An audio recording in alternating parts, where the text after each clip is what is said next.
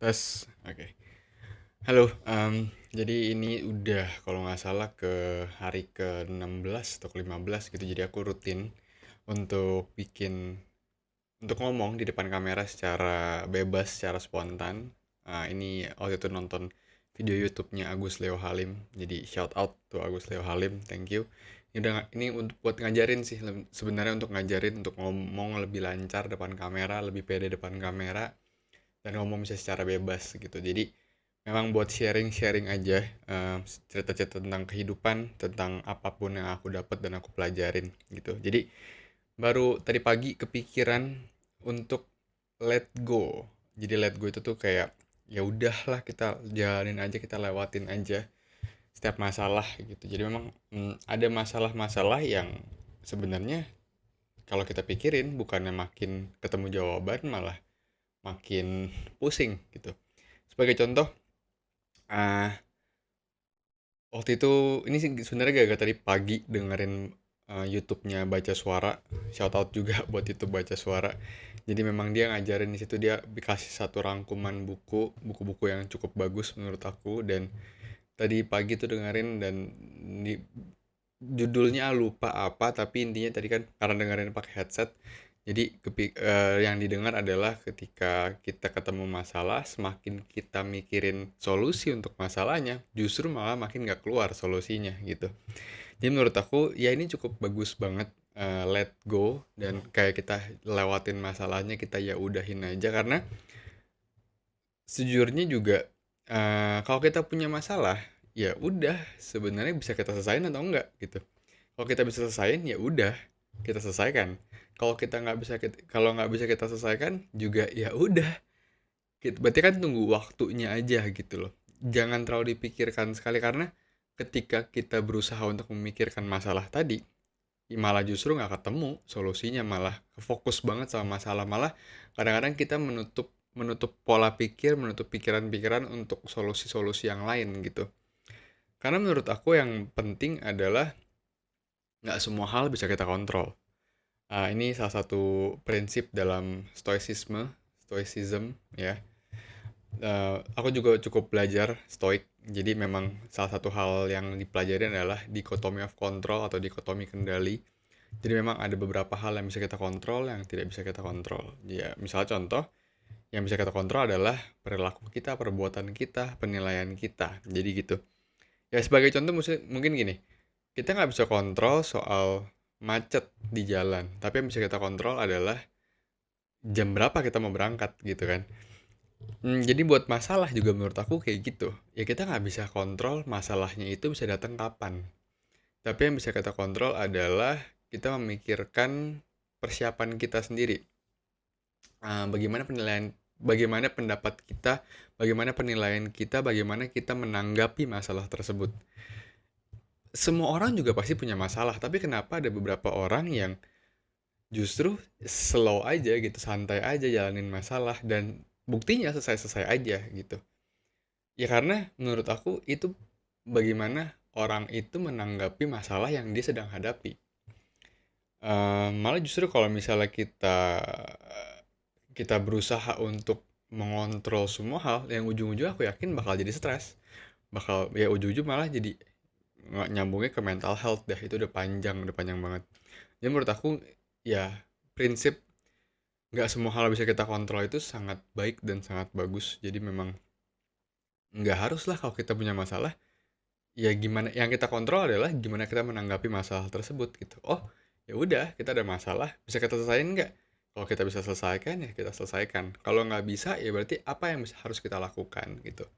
Sebenarnya di sini bukan berarti ketika kita punya masalah kita diem aja kita tidur, nggak gitu. Ya sebagai contoh mungkin ngomongin finansial. Aku juga cukup punya masalah waktu itu. Jadi gini, 2017 papaku meninggal, terus juga jadi aku yang kontrol soal keuangan keluarga. Ya sebagai salah satu masalah juga sebenarnya kayak kalau kita berusaha untuk mengontrol orang yang sudah meninggal juga nggak bisa gitu. Jadi kita harus let go, kita harus ya udah ikhlas. Kalau udah meninggal ya udah gitu kan, nggak bisa kita kontrol kan. Masa mau dihidupin lagi kan nggak mungkin kasarnya gitu. Jadi itu salah satu bentuk contoh gitu ya. Terus eh dalam masalah finansial, dan waktu itu juga karena papa meninggal nggak ada yang ngurusin keuangan keluarga, ya waktu itu memang aku jadi yang ngurusin. Dan waktu itu juga berpikir kalau kita ketemu masalah kayak gini ya nggak bisa selesai juga, nggak, aku belum bisa cari duit maksimal. Terus juga tabungan ada sedikit, akhirnya dipakai, akhirnya kekikis juga tabungannya sampai habis. Nggak bisa kita kontrol juga, ujung-ujungnya apa, waktu lah yang harus menjawab. Dan ketika waktu masalah finansial itu terjadi, yang aku usahakan apa, ya udah berusaha untuk cari uang tambahan, mungkin waktu itu ngonten, terus abis itu juga eh, kerja sana sini gitu. Jadi memang ada usaha yang kita lakukan gitu, nggak cuma tidur aja. Ya masalah, punya masalah keuangan, tapi kalau cuma tidur aja, iya nggak bisa gitu juga gitu, nggak selesai juga masalahnya. Tapi kan yang kita pikir adalah ketika kita punya masalah keuangan, apa yang harus kita lakukan? Oke, berarti kita harus berusaha untuk cari uang, kita bekerja secara maksimal. Ya kalau memang belum selesai nutup juga, ya kita kan pelan-pelan punya proses dan pasti akan selesai gitu. Ya contoh gitu sih, mungkin menurut aku nggak semua hal bisa kita kontrol secara penuh. Jadi memang harus ada beberapa hal yang harus kita, ya udahlah ya, kita lewatin, kita jalanin. Toh semuanya juga akan punya manfaat yang baik buat kita ke depannya. Menjadikan kita orang yang lebih berkarakter, lebih punya pola pikir yang baik. Ya kalau dipikir-pikir sekarang, lu bapakku meninggal, terus ninggalin masalah keuangan, ya puji Tuhannya sekarang aku jadi punya pola pikir yang cukup baik soal keuangan, lebih lebih bijaksana aja dalam dalam hal keuangan gitu. Terus mungkin dalam proses papa meninggal, dulu lumayan jadi orang yang lumayan apa ya, kasarnya sombong lah. Tapi ketika melewati proses itu, oh jadi punya empati terhadap orang yang kesulitan. Jadi berusaha menjadi orang yang rendah hati gitu. Masih sampai sekarang pun masih belajar, masih berusaha untuk melakukan hal yang baik gitu. Jadi ya berprinsip satu hari 1% lebih baik setiap hari, supaya 37 kali lebih baik setelah setahun aku lakukan. Ya mungkin belajar soal ini, soal hidup lebih baik, proses hidup lebih baik, belajar setiap hari. Itu udah sekitar mungkin berapa ya, 6 bulan lah, kurang lebih 6 bulan. Ya berharap berharapnya lebih baik sih. Jadi karakter orang yang lebih baik, karena aku sadar kalau misalnya hidup itu tujuannya adalah untuk menjadi manfaat buat orang lain, buat orang sekitar kita gitu loh. Jadi benang merah, menjadi jawaban bahkan buat orang lain. Ketika orang lain bingung, ketika orang lain punya masalah, ya siapa tahu kita, apapun yang kita sharing, apapun yang kita kasih tahu, nggak cuma soal materi, cuma mungkin soal pengetahuan atau mungkin soal pengalaman hidup, akan jadi jawaban buat orang lain gitu sih sebenarnya. Ya, jadi menurut aku salah satu yang membuat kita nggak cemas adalah nggak usah berusaha untuk mengontrol semua hal. Karena sejatinya manusia itu terbatas. Punya otak satu, punya mulut satu, punya telinga dua, punya tangan dua. Terbatas sekali.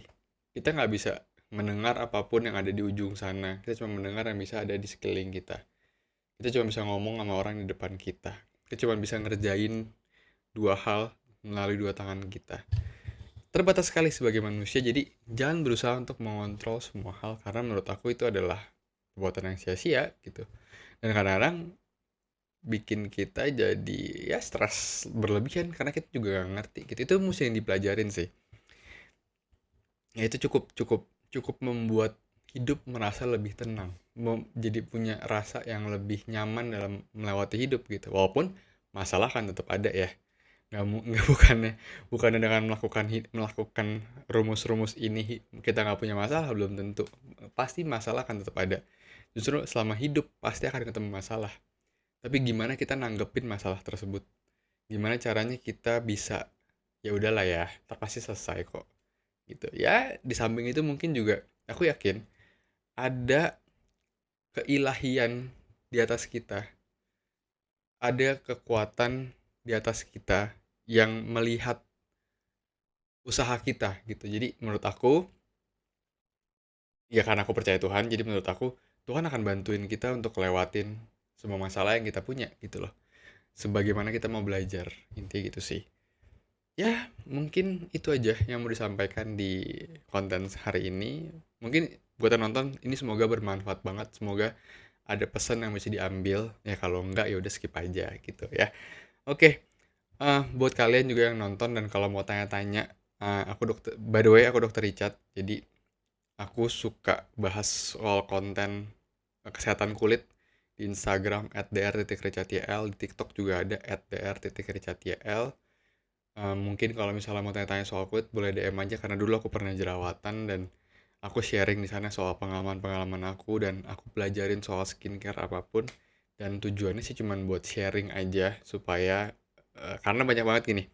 Karena masalahnya adalah banyak banget di luar sana yang jual krim abal-abal yang akhirnya kulit orang jadi rusak. Itu sih sebenarnya keresahan yang terjadi. Jadi aku mau ngebantuin orang supaya oke ini ada skincare yang bagus yang ujung-ujungnya bisa dipakai secara maksimal. Memang butuh proses yang lebih lama, tapi ujung-ujungnya pasti jadi lebih baik gitu. Itu aja sih.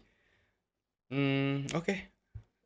Aku rasa itu semua yang mau aku sampaikan buat hari ini. Semoga bermanfaat. Terima kasih.